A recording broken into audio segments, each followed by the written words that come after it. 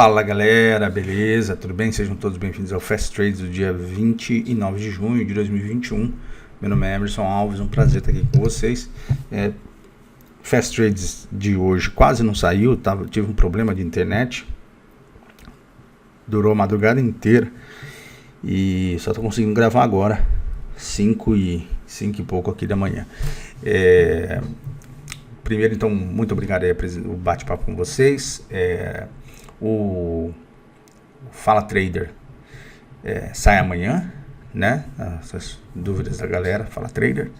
Amanhã também sai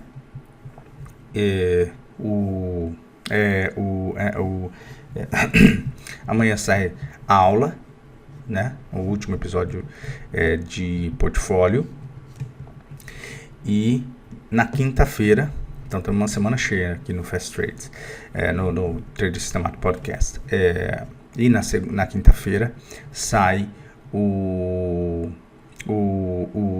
nossa leitura do semestre, tá bom?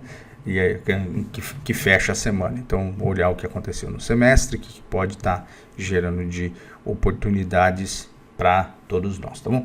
Aí tem a política, né? Essa semana tem GPM, tem política. O GPM, se não me engano, sai hoje.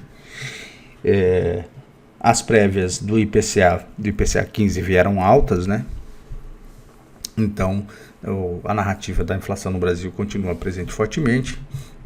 O BC, nos últimos comunicados aí, tem dito, né, que vai ter que esticar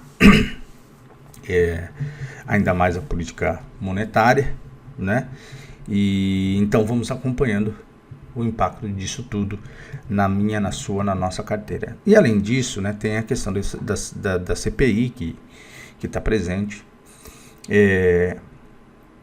Eu vou fazer depois um vídeo sobre um cenário eleitoral. Tipo, não cenário eleitoral, porque eu não quero falar de política, né? Volto a dizer, só um disclaimer: se você é petista, você é bem-vindo aqui. Se você é tucano, você é bem-vindo aqui. Se você é Bolsonaro, você é bem-vindo aqui. Se você é Partido Verde, você é bem-vindo aqui, porque eu não ligo para nada disso, tá bom? Não ligo para absolutamente nada disso. Eu analiso, quando eu faço qualquer tipo de leitura de natureza política, para retratar assim, a realidade que a gente vive quer dizer, eu tento, sem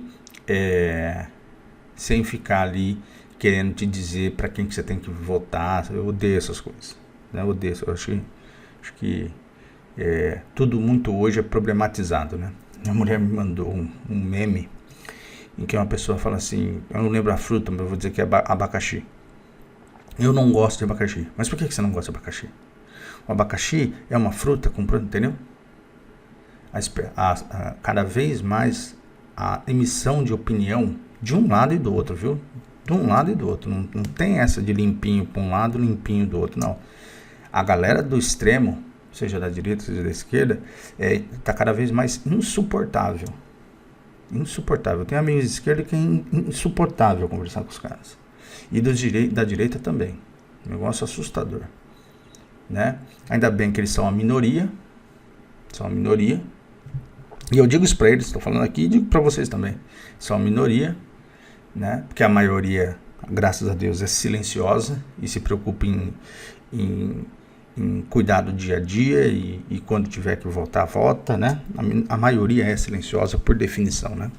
É por isso, por exemplo, que o Lula nunca ganhou uma eleição só com o PT, né? Porque é impossível. Ele tem muito voto, mas é impossível ele se eleger se ele não for buscar o centro. E a mesma coisa com o Bolsonaro ou com qualquer candidato de direita. É impossível o Bolsonaro ganhar a eleição isolado, né? Por que é impossível? Porque as pessoas do centro que decidem a eleição, né? Você está errado, então tá bom. Então você pega lá, você pesquisa todas as eleições brasileiras desde a redemocratização. Todas. Acha um presidente da república. Na amostra brasileira desde 1988. Acha um. que se elegeu sem o apoio do centro. É por isso que a gente tem segundo turno, galera. A gente tem segundo turno justamente para evitar que a minoria eleja. Por isso que tem segundo turno. Porque isso é uma qualidade da nossa Carta Constitucional, é que na nossa Constituição as minorias não fazem governo. Ainda bem. Certo? Você precisa me convencer que eu sou da minoria, sou da maioria, certo? Sou da maioria silenciosa. Você precisa me convencer, falo no grupo geral das pessoas, que eu preciso votar em você para as coisas serem melhores. Você não pode contar só com seus amigos, entendeu? Isso é ótimo, porque o cara que quer chegar em algum lugar, ele precisa tomar uns cascudos. Especialmente se ele for ocupar posição de liderança. Ele precisa tomar uns cascudos. Ele precisa ter lição de humildade. Então, nesse sentido, o texto constitucional é brilhante porque ele exige que o cara tenha 50% mais um. E para ele ter 50% mais um, ele vai ter que buscar o cara do meio. Não vai poder ser o colega dele.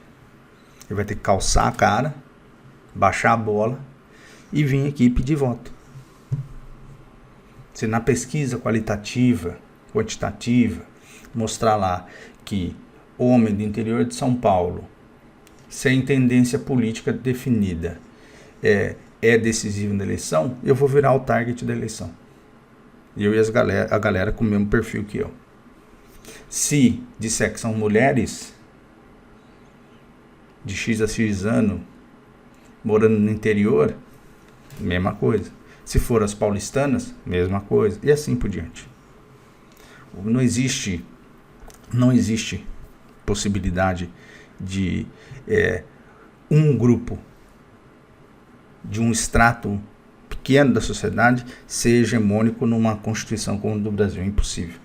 Então, quanto mais esses caras da esquerda e da direita perdem tempo se debatendo nos extremos, mais eles vão deixando espaço para que concorrentes vão surgindo, porque as pessoas vão ficando cansadas disso, né? As pessoas vão ficando cansadas disso. Exaustas, né? Porque é chato pra cacete. Problematizar tudo é muito chato. Mas, falando do assunto que é relevante pra gente nesse momento, evidentemente política é relevante, né? Vamos ter que eleger o presidente daqui a alguns meses. Mas entrando no que eu acho que é importante disso tudo, que é um calendário para você refletir, é assim, a gente entrou no período eleitoral, né? Geralmente leva 15, 18 meses antes da eleição para os políticos começarem a pensar naquilo que move eles, que é a busca pelo poder. Empresário busca dinheiro, certo? Trabalhador busca sobreviver, né? E político busca o poder. Então eles acordam de manhã, dormem pensando em como manter o poder. Daí quando chega perto do período eleitoral, eles se esforçam mais nesse sentido, porque daí eles precisam da gente. O foco vira pra gente, porque eles precisam da gente naquele dia lá para botar o nome deles na urna, nome deles na urna. Esse é o processo, beleza do processo democrático. Eles têm que voltar aqui para conversar com a gente, baixar a bola, como eu digo, ouvir pito. Eles escutam muito pito na rua, né, quando pede voto e tal. E é assim que tem que ser mesmo. E isso no mercado financeiro tem um impacto, porque os preços vão começar para cima ou para baixo a refletir essa realidade do risco político. Concorda? Então, antes o risco político estava centrado na capacidade de um governo, seja ele de qual for, aprovar reformas, fazer as coisas, gerar emprego, poupança, essas coisas todas. Isso é nos primeiros 2 anos do governo. No terceiro ano, da metade do terceiro ano em diante, começa a preocupação com o ano que vem. Por quê? Porque em junho, julho do ano que vem, as candidaturas já têm que estar montadas, né? E já começa uma disputa pelo recall do eleitor, né? A lembrança do eleitor.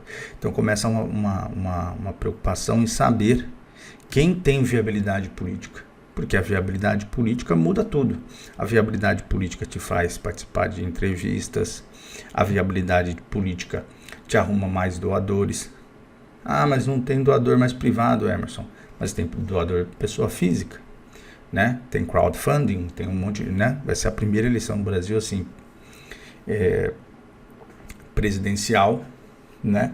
Com estruturas de crowdfunding, provavelmente, para candidatos, etc. e tal, assim, de alto nível, né? De alto nível, auto-organização. Então, é importante se posicionar. E para se posicionar, o que o cara da oposição faz? Acha problema no governo. E o governo fala coisas boas do que fez. Então, tudo isso vai para os preços. Então, você tem que começar a refletir sobre isso. Como eu disse, eu vou fazer um vídeo sobre isso em algum momento. Mas você e eu somos brasileiros e a gente sabe que o período eleitoral no Brasil é assim. Temos que estar preparados para isso. Temos que estar preparados para isso. Temos que saber que é mais ou menos como se você tivesse um horizonte em que o risco está relativamente estabilizado, que é depois que o presidente toma posse e ele faz as coisas que ele tem que fazer, e depois, quando começa o período eleitoral, em que os riscos ficam mais explícitos. É mais ou menos isso, tá bom? Então, fiquem atentos aí. É tudo do mesmo. É sempre assim, os nomes mudam, mas a realidade da política continua sendo a mesma, né? Quando chega perto do período eleitoral, as coisas começam a ficar mais estridentes, né? As coisas começam a ficar mais estridentes. Vocês entenderam, tá bom? Então é isso, fiquem atentos a isso. A gente vai conversando um pouco mais sobre isso de qualquer forma. Então vamos olhar como ficou aqui o nosso índice futuro, né? Um candle de defesa aqui, né? Quer dizer, o candle varreu, né? Um candle de indecisão, na verdade, porque ele varreu, chegou, a mínima dele está maior do que a máxima dele, né? Você pegar o corpo aqui, corpo bem pequeno, vamos acompanhar, né? Era o teste desse candle aqui, ó, que era um candle muito importante aqui, ó. Ele rompeu de leve, né? Rompeu de leve, mas a média de 9 está virada para baixo, né? Vamos aguardar aí os próximos movimentos, se ele vem testar mesmo a região aqui da média de 50, né? Dos 125 mil, como a gente tinha antecipado aqui, né? Ou se ele volta agora para fazer isso aqui, ó, testa a média de 20 como resistência e depois desce de novo, tá bom? Então vamos acompanhar. O que é certo para você que está ansioso e começa a ouvir compra, calma, tá vendo? Lembra? Eu sempre falo disso. Ó, tendência de baixa, vai fazer um azul em algum momento. Lembra do dólar? Fez um azul. Se o azul tiver força, ele vai ter continuidade, depois ele vai testar de novo a região da média como suporte, depois ele sobe. Então tenha calma, relax, beleza? Então, mas por enquanto não tem muito o que fazer, não, né? Não tem muito o que fazer, né? Mas a gente já tem aí, né? Já estamos com a média de 9 descendo, né? A média de 20 ainda está reta, tá vendo? Tá verde. Então, por enquanto, a tendência primária e secundária, de longo, né? A tendência, lembra? A média de 9 eu uso para medir a velocidade do dinheiro. A média de 20 e de 50 eu uso para medir a tendência. Então, por enquanto, a tendência do índice é de alta, dita claramente pelas duas médias. Momentaneamente está fazendo uma correção do preço. É isso. Quando ela virar vermelha, né? E de maneira consistente, não pode ser na primeira virada vermelha, aí a gente olha e fala assim, opa, mudou a tendência. Tá joia? Então, por enquanto, no índice é isso, tá? Tendência primária de alta, né? tendência secundária de alta, mas em fase de correção do preço. Pronto. Sacou? Vamos repetir? Tendência primária de alta, tendência secundária de alta, no nível do preço, em correção. Né? Teve um amigo meu, ele não gosta de gráfico e tal, não sei o quê. E aí ele falou pra mim um dia, falou, pá, neguinho, ele sabe aqueles amigos meio chato, inseguro, que vira e fala assim pra você, fala, pô, tudo que você fala assim, ele fala, mais ou menos, sabe essa coisa assim? Aí ele virou pra mim, teve neguinho falando que não sei o que, tava na média de 9. Essas coisas de média tanto não funciona que não segurou na média de 9, acho que era Vevar, alguma coisa assim. Não segurou na média de 9, tal, não sei o que. Eu falei, mas o preço não é seguro na média de 9, né? Porque se o preço fosse seguro na média de 9, nunca o preço corrigiria. Né? Tá vendo? Como que o preconceito faz, tá vendo? Preconceito. Faz a pessoa analisar errado. A média não serve para dizer que o preço não vai passar de lá. Quem lê isso não entende o que está falando de gráfico. A média, ela é só uma identificação do que aconteceu nos últimos períodos. O preço sempre vai testar a média e sempre vai romper a média, senão a gente nunca teria correção de preço. E uma das coisas que você também aprende no meu curso é de que o preço retorna, o preço retorna, o preço retorna e o preço retorna. Beleza? Então fiquem atentos. Então, tendência primária e secundária de alta, tendência no nível do preço em correção. Beleza? Então é isso. Show? Show! Vamos dar uma olhada no dólar. Dólar, tá vendo? É o que eu disse, ó. Fez um candle azul? É compra? Não. Você pegar meus vídeos lá, todos os vídeos desse período, fala, gente, não é comprando, tem que ter calma. Eu comprei aqui, ó. Não foi aqui, comprei aqui, fez sair. Eu não esperei para ver. Por quê? Porque candle grande, né? Olhei aqui, esse aqui, ó. Pô, olha, pode dar certo, hein? Se romper aqui, pode ir. Não deu, não deu. Por enquanto, tudo vermelho no dólar. Nada para fazer. Então, no dólar, você tem tendência primária e secundária de queda. Tendência primária e secundária de queda.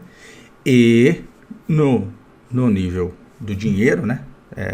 No nível do preço, você também tem uma tendência de baixa. Então, não tem compra nenhuma no dólar por enquanto. Beleza? É isso. DI futuro.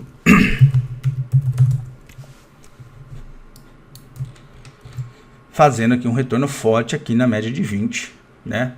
No DI futuro aqui, ó. Queda forte ontem do DI futuro. Vamos acompanhar esse teste aqui, né? Então, ó, essa perna foi